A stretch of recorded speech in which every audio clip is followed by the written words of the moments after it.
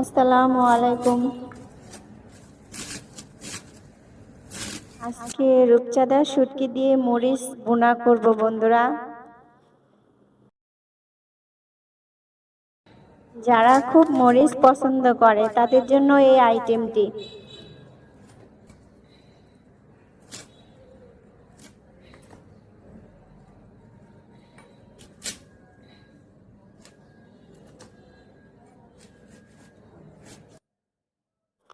চলুন দেখা যাক কিভাবে কি করছে।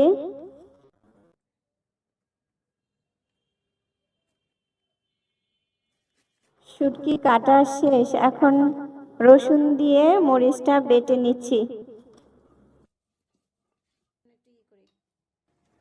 মরিচ দিয়ে মেখে শুটকিটা একসাথে বসিয়ে দিলাম। এটা অনেক মজাদার বন্ধুরা। কোনো কোনো অঞ্চলে এটাকে মরিচ পোলাও বলে। যারা বেশি মরিচ পছন্দ করে তাদের জন্য এটা একসাথে 2-3 প্লেট ভাত খাওয়ার মতো একটি আইটেম। বিসমিল্লাহির রহমানির রহিম। মরিচ ভুনা দিয়ে খেতে শুরু করলাম।